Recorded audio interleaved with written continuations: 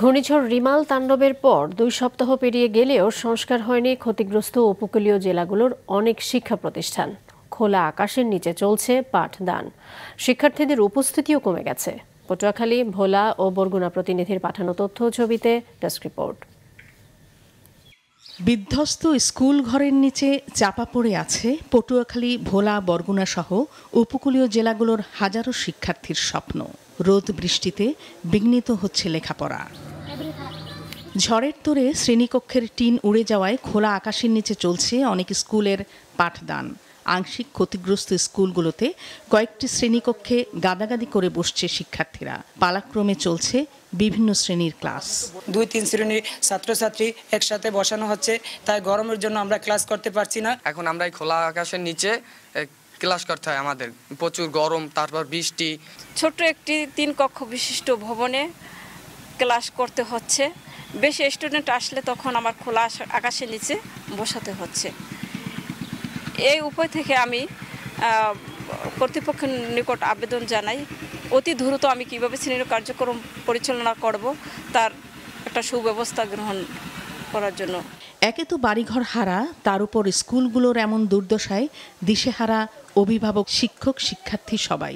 এই অবস্থায় দিন দিন কমছে উপস্থিতি। এই তপ্ত রোদে পুড়ে বৃষ্টিতে ভিজে তারা ক্লাস করতেছে। অনেক শিক্ষার্থীরা স্কুলে আসার পরে আবার চলে যাচ্ছে, যার ফলে ঝরে পড়া শিক্ষার্থীর পরিমাণ বেড়ে যাওয়ার সম্ভাবনা আছে। একমাত্র ওয়ালটন এসি দিচ্ছে 1 বছরের রিপ্লেসমেন্ট গ্যারান্টি।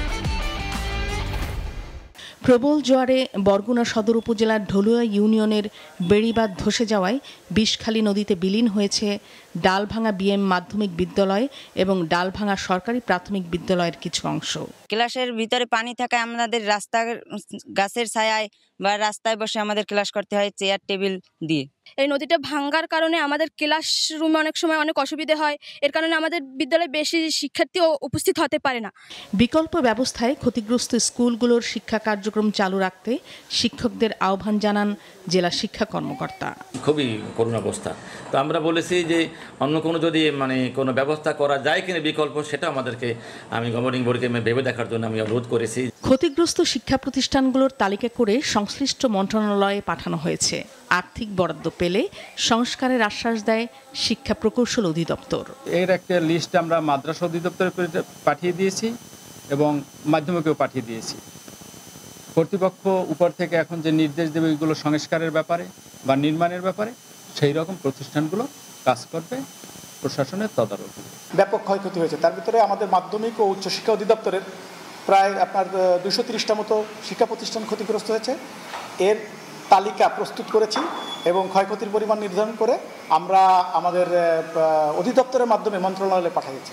এগুলো অনুমোদন হয়ে আসলে ইনশাল্লাহ আমরা কাজ শুরু করব। খোলা আকাশের নিচে আমাদের শিশুরা কষ্ট করছে, তারা কাজ করতে পারতেছে না। আমি অবশ্যই যখন আমরা লিস্টটা করব, এটাকে আমরা অগ্রাধিকার দিয়েই এই কাজটা যাতে সবার আগে হয় সেই জন্য আমি প্রচেষ্টা নিব।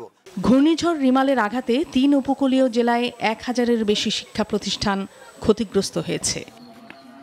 নাদিয়া আফরিন, মাছরাঙা নিউজ ডেস্ক।